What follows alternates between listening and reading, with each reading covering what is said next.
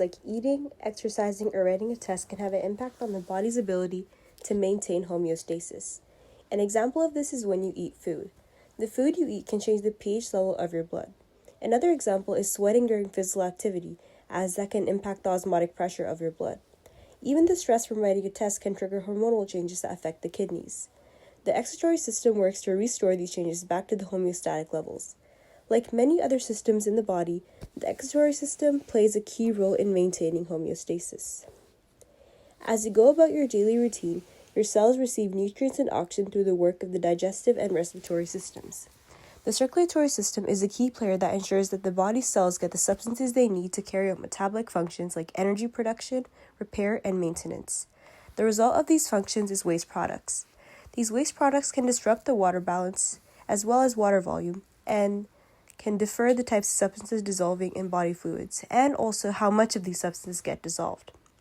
Excretion is a process of removing waste from body fluids and expelling it from the body. Overall, several systems are involved in the process of extracting waste from the body. The respiratory system removes carbon dioxide and small amounts of other gases, including water vapor. The skin excretes salts, water, and a small amount of urea through sweat. The digestive system gets rid of water, salts, and excess lipids. However, the expulsion of feces is not considered excretion and is not a part of the excretory system.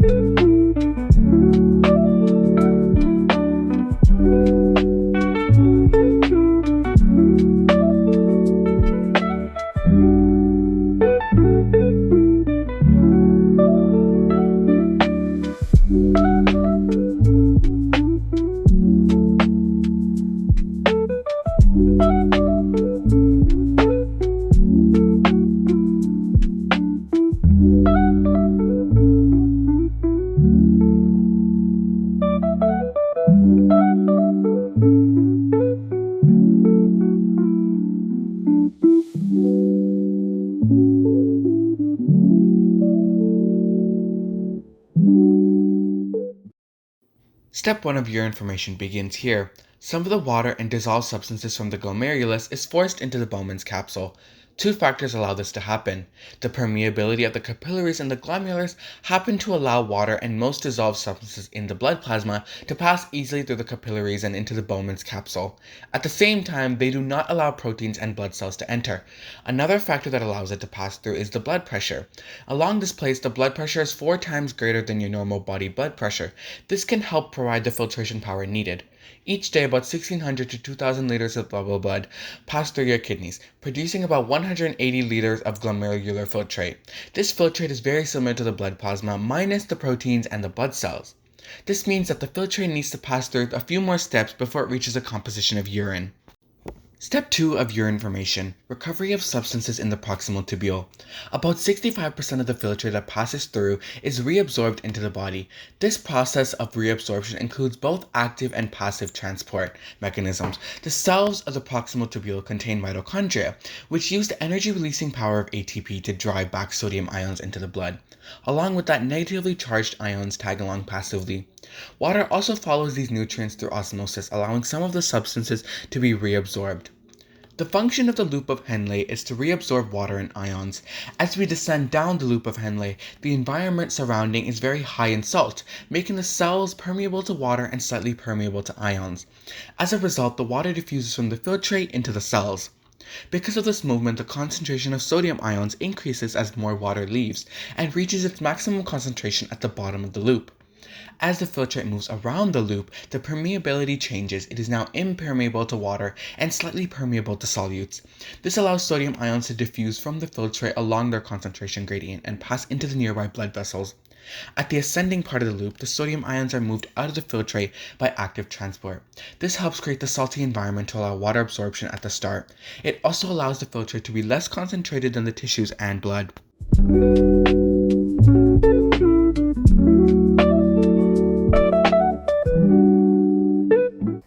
Moving on to step 3. After filtration and reabsorption, there are still some substances that need to be removed from the blood. This happens in the distal tubule, which is part of the nephron. Here, extra waste and things the body doesn't need are secreted or pushed out from the tubular capillaries into the filtrate. This step uses active transport, which means the body needs to use energy called ATP to move substances against their concentration. This substance that gets secreted at this stage include hydrogen ions to help control the blood's pH, and drugs or toxins like penicillin, and this process helps keep the blood chemical balance in check and make sure harmful stuff doesn't stay in the body. Moving on to step 4, which is water reabsorption. Once all the important stuff is reabsorbed and the waste have been secreted, the body now saves water from the filtrate so it doesn't get dehydrated. This happens mostly in the collecting duct, which is the final part of the nephron. As the filtrate moves through, it enters a super salty area called the renal medulla.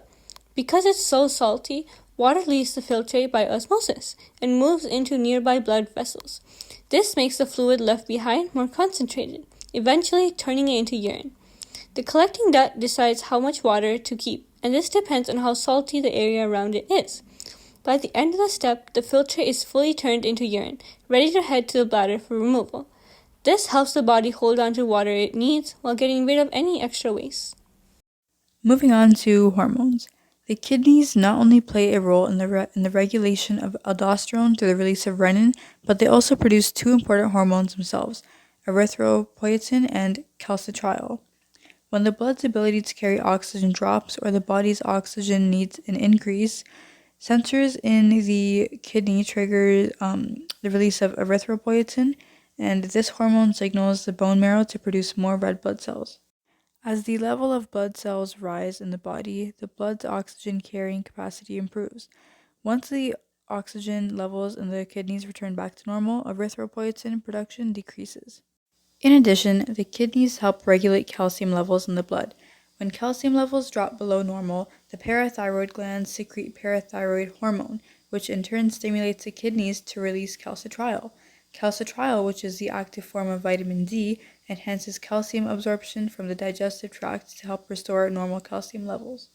One of the kidney's key roles is to maintain and balance the levels of water and salts in the bloodstream. Since the salt levels directly affect the blood volume, the kidneys help control blood pressure by managing salt concentrations. In addition, the kidneys help regulate the levels of other important ions in the bloodstream, including potassium, bicarbonate, and calcium. Sodium reabsorption is crucial for regulating the body's electrolyte balance and blood pressure. As blood passes through the nephron, sodium is actively transported from the filtrate into the PCT, loop of Henle, and the DCT, back into the bloodstream. Sodium reabsorption creates an osmotic gradient that allows water to flow, ensuring that water balance is maintained. Water reabsorption is a key process in regulating the body's fluid balance. In the nephron, the majority of water is reabsorbed in the PCT with the help of osmotic pressure. This process is followed by additional reabsorption in the loop of Henle and collecting ducts. The amount of water that gets reabsorbed is tightly controlled to maintain hydration levels. The kidneys also help regulate the blood's acid-base balance in the body. They do this by excreting several hydrogen ions and absorbing bicarbonate ions when needed. This process ensures that the pH of the blood stays within the homeostatic range of around 7. Also, a fun fact, since the human diet often consists of acidic foods, urine typically has a pH of 6 or lower. The diffusion of dissolved substances through a semi-permeable membrane is called dialysis. These substances move from greater to lower concentration. There are two main types of kidney dialysis: hemodialysis and peritoneal dialysis. Hemodialysis uses an artificial membrane outside of the body that is connected to an artery and a vein in the person's arm. This allows the blood to go through this artificial membrane and be filtered and returned back to the body. Peritoneal dialysis uses the lining of the intestines, called the peritoneum, as a membrane for dialysis. This solution is brought to the abdominal cavity, where the large supply of blood and capillaries slowly filter the blood. Kidney stones are made up of excess calcium in the urine and can form like a crystal. The origins of kidney stones can be linked to infections, not enough water consumption, and low physical activity. Many kidney stones want to pass on their own, but some might need medical treatment such as ultrasound shock waves to break apart the stone. Urinary tract infection. UTIs are pretty common, but are more common in females because of the structure of their urinary system, which allows bacteria to cause an infection. Symptoms can include frequent urination, nausea, and odd-colored urine. UTIs can be serious, but antibiotics are usually the way to go. Drinking lots of water and maintaining clean hygiene can help lower the risk of a UTI. To keep your kidneys healthy, drink lots of water to flush out toxins, eat a balanced diet, avoid smoking, and get lots of physical activity. Getting regular checkups with the doctor is also recommended.